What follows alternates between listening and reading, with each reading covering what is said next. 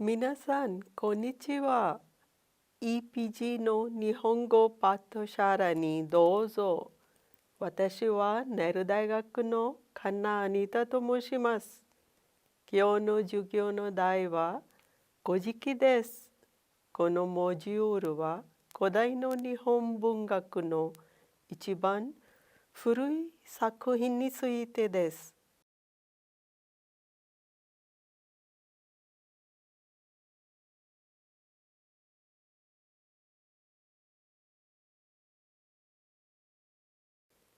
古事記とは何か。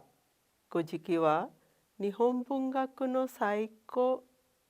の古典のことです。この授業では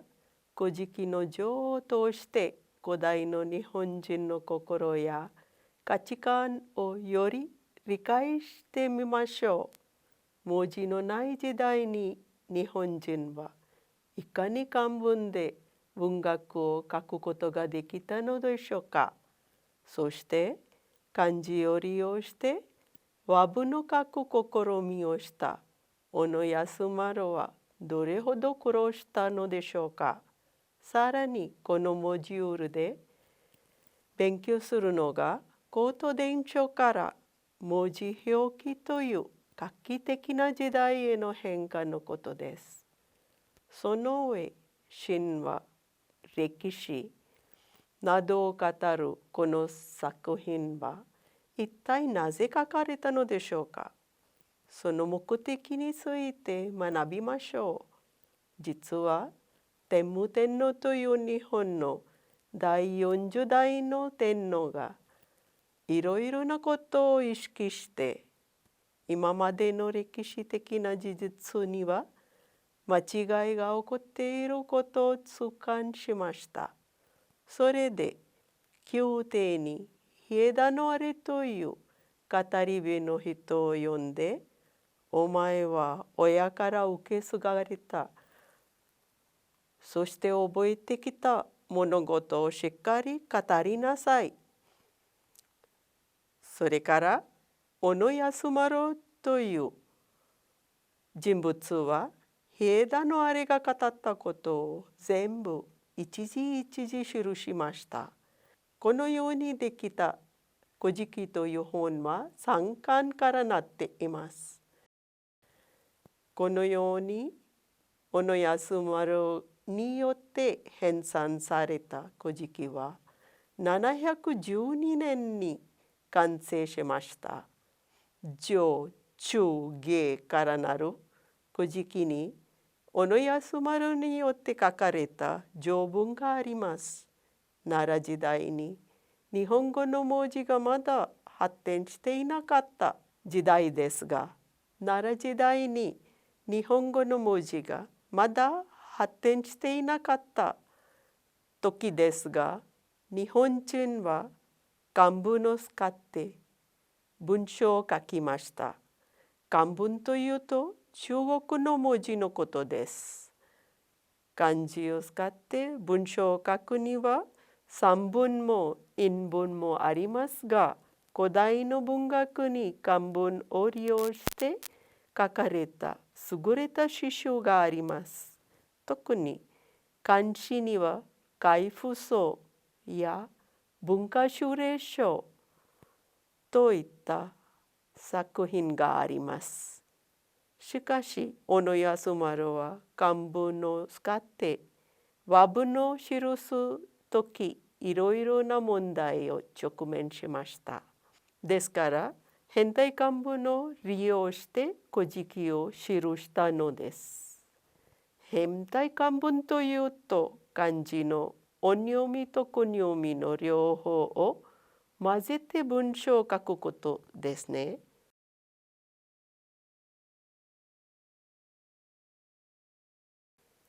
古事記の第一巻に神話的な部分が多いです。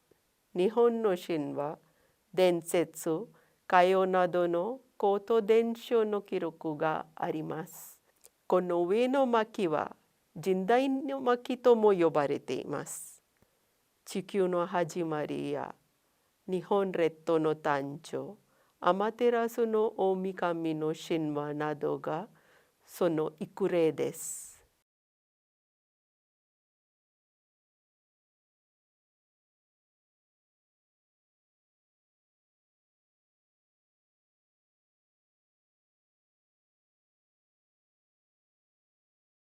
神話の時代に続きまして、内容は歴史代に移ります。第2巻と第3巻は、神武天皇から第33代目の推古天皇の時代まで及びます。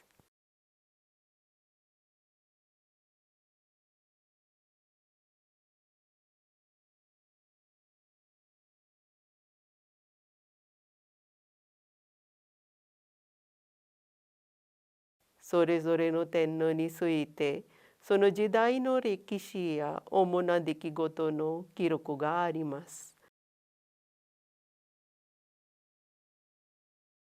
このように、神話の時代から現地で時代を通して歴史代の流れを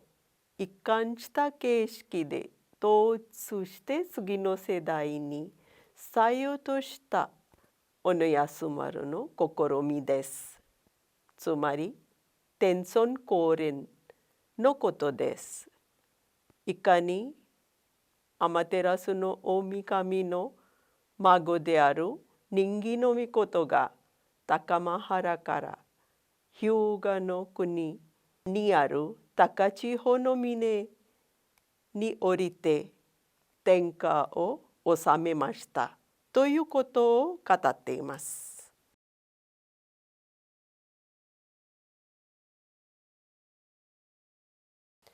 小野安丸は古事記の序に何を述べたか。小野安丸はその序文に大和の国の建国神話、天武天皇と古事記との関わり、そして元明天皇に古事記の献上について述べました。特に神々の誕生、国土の形成、天皇系の神話について次のように述べています。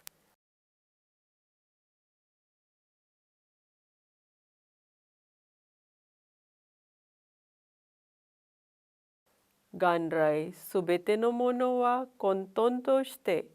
天地万物が曖昧な状態であった。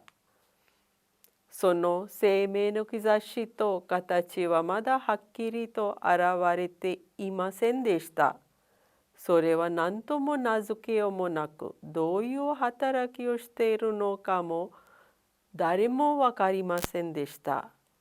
その始まりの姿を知る人も誰もいなかったのです。やがて天と地が初めて分かれるんです。その次、陰と陽が分かれて2つの神、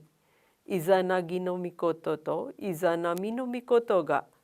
万物の創造の神、つまり親となりました。上記のように小野安丸が大和の建国神話に触れて伝統を掲げる天皇のことを称えます。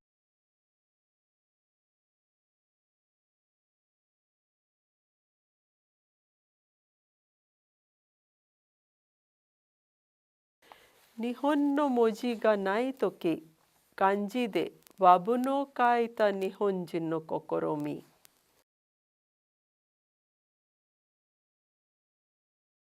ご存知の通り、古事記が天武天皇の勅命に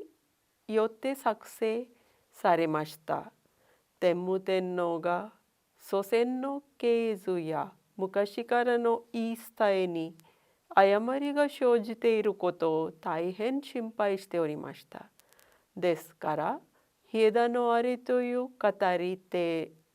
に天皇の系譜に関する正しい情報をしっかり語るように命じたのです。日枝のあれが語ったことを安丸がよく整理して変体漢文を使って書きました。日本独自の文字がない時代、古事記を書く際、小野安丸がいろいろな問題を直面しました。結局、音読みと訓読みを合わせて変体漢文で和文を書くように努力しました。さまざまな努力をした上、元明天皇に古事記を献上しました。このように古事記が成立したのは712年1月28日です。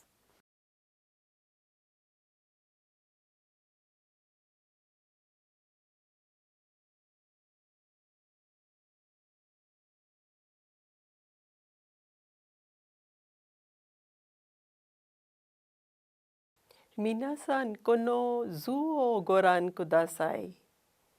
日本は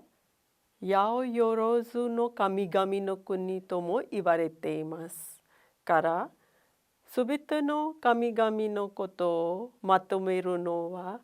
とても難しいかもしれないが、一番上にあるのはアマテラスの大神です。そして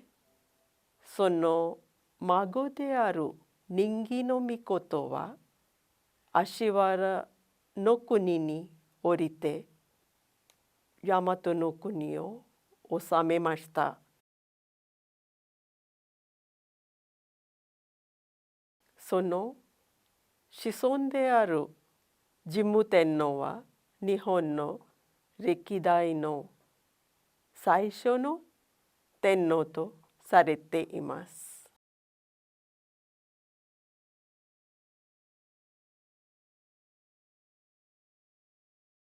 天武天皇と古事記の関係について、なぜ天武天皇は古事記と日本書紀のような古典を作成するように志したのでしょうか。ここにおいて天皇が私の聞くところによれば、書紀に伝えられている定義と本事はすでに真実と違い、偽りが多く加えられているということである。今のうちにその誤りを改めなければなりません。幾年も経たないうちにその本旨は消滅してしまいます。この定義と給仕はすなわち国家組織の根本原理となるものですから、天皇政治の基礎となしています。それゆえ定義を宣録し、給仕をよく調べて、偽りを削り、真実を定め、後の世代に伝えたいと思うと仰せられました。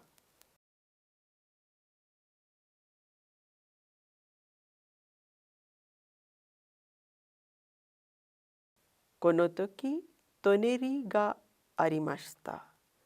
姓は比叡だ。名前はあれ。と申し、年は28歳でした。人柄は賢明で、一度聞いた話はよく暗唱し、一度見たものには忘れることがなかったんです。そこで天皇はあれに定義と仙台給仕とを読み習わせたのですが、私が聞く噂によると、時世には移り変わりがあるので、定義と給仕はすでに真実と違い、偽りが多くありそうです。今こそこの誤りを改めておかないと、幾年も経たないうちにこれらの書物に書いてある真実が滅びてしまいます。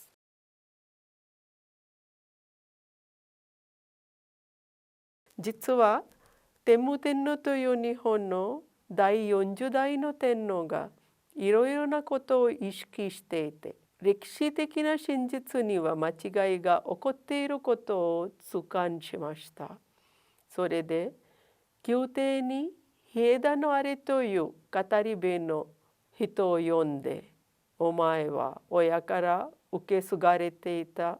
覚えてきた物事をしっかり語りなさい。そして小野安丸は平田のあれが語ったことを全部一字一字記しました。そして漢字を利用して和文の書く試みをした小野安丸はどれほど苦労したのでしょうか。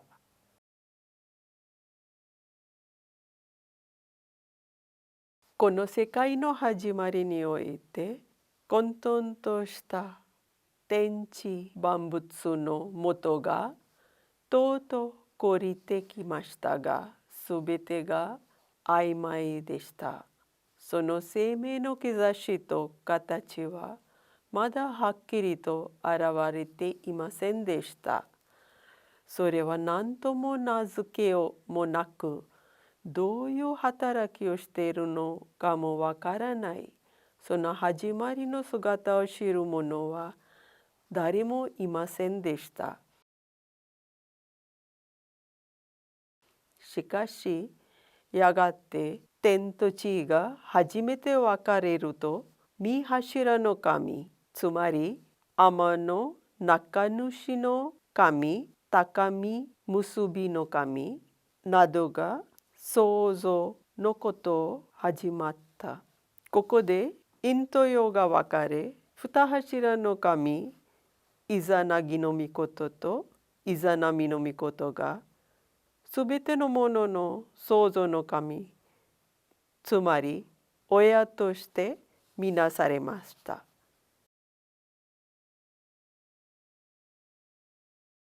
その後、イザナギの御事は亡くなった妻のイザナミの御事を追って黄泉の国を訪れました。地下にある黄泉の国へ行って再び足原の国、つまり地上に帰ってきました。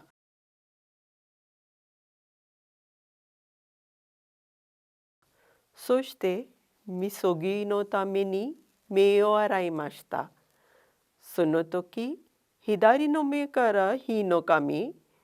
つまりアマテラスの大神、右の目から月の神、つまり月読みの神が現れました。さらに体を洗った時、そこから多くの神々が現れました。このように天地万物の始まりは奥深いですが、言い伝えによって国土を見ごもり、島々を生んだことを知ることができます。また世界の始まりは古いですから、先代の聖者の助けにより、いかに神々が生まれ、人々が成り立った。そしてこの世のことを知ることができます。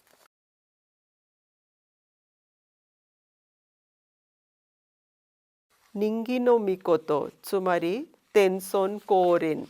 私たちはまことによく知るのは、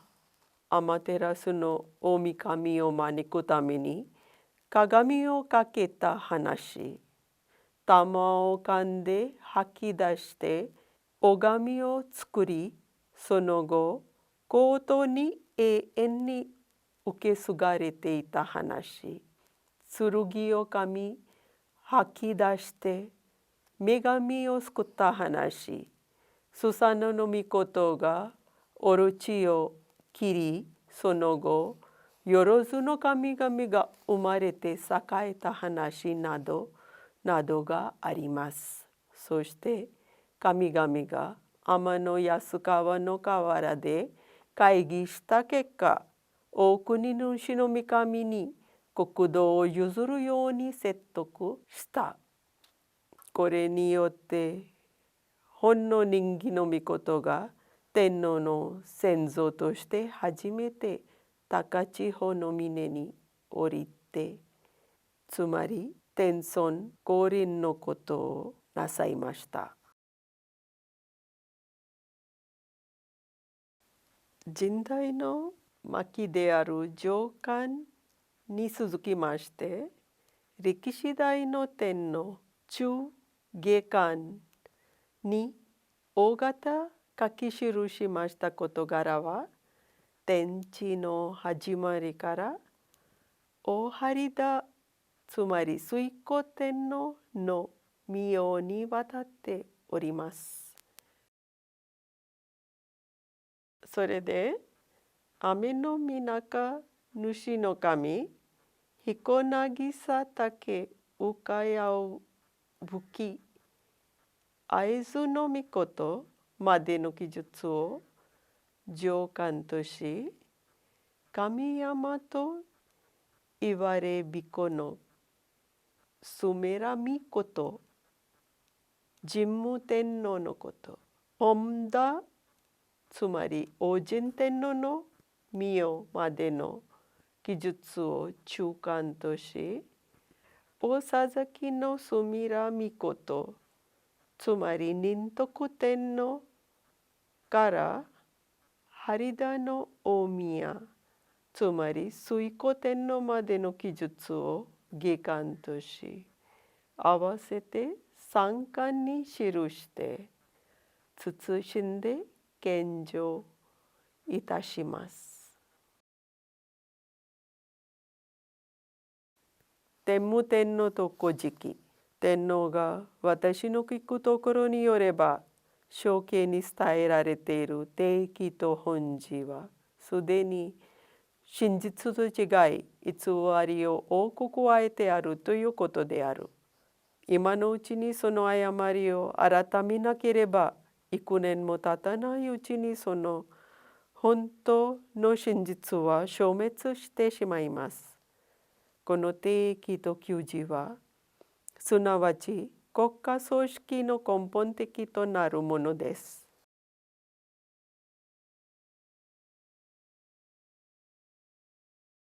元明天皇と古事記。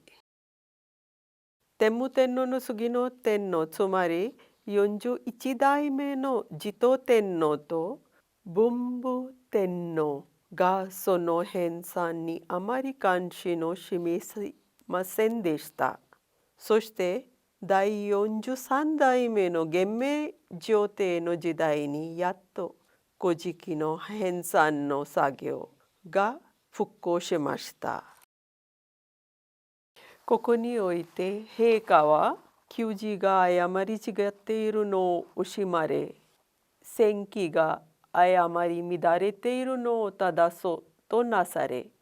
711年、私、安丸に平田のあれが読んだ勅命の給仕と宣録して献上せよと仰せつけられましたので、私は謹んで仰せのままに事細かに再録いたしました。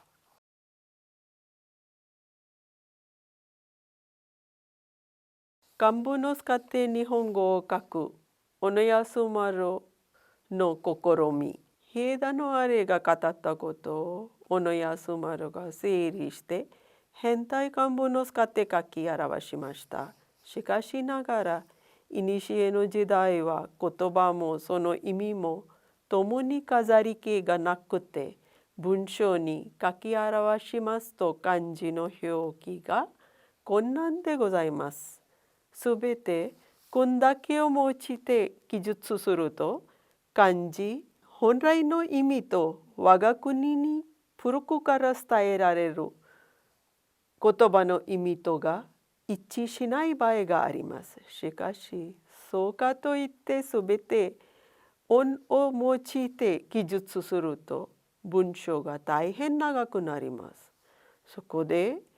ここではある場合には一つの文の中に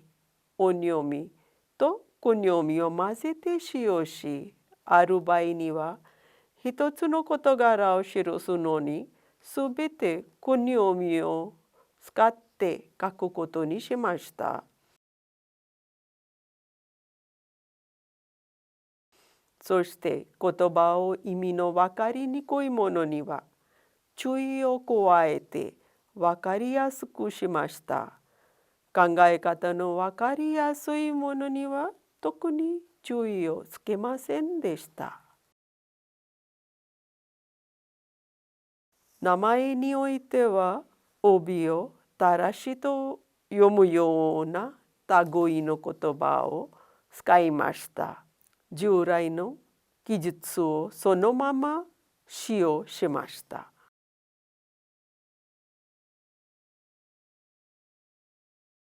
このように奈良時代の官僚であった小野安丸は天武天皇、持統天皇、元明天皇の三代に仕えた学者でありました。古事記を編纂した上、日本書紀の編纂にも貢献しました。ちなみに日本書紀に前書きがないため、小野安丸が書いた序は両方の著書に共通することとも考えられています。しかしながら、古事記は文学作品とみなしていることに対して、日本書紀は純粋な歴史書として評価されて、奈良時代の立国史の初めの師匠であります。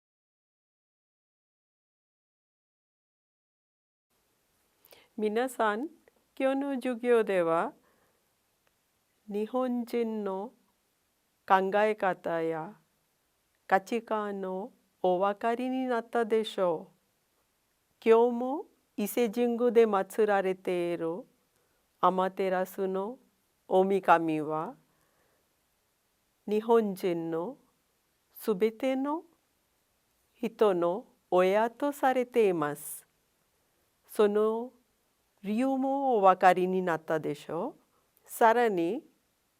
岩屋の前で大騒ぎしたことは祭りの由来であるということもお分かりになったでしょう。日本の神道の主な概念である大急ぎのこと、汚れのことも理解したでしょう。このように古事記では日本の古代のヒーローとか主な人物についての知識を深めることができます。日本語の学習者として仮名の由来もお分かりになったと思います。さらに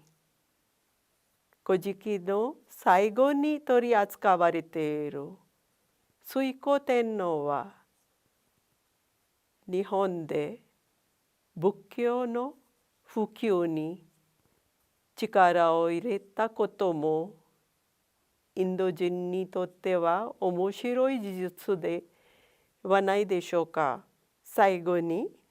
当時の文学作品に陰文と散文が混ぜて書かれたことも面白い事実ですね。日本書紀にも古事記にもたくさんの歌も含まれています。それを聞き歌謡と言います。以上でございます。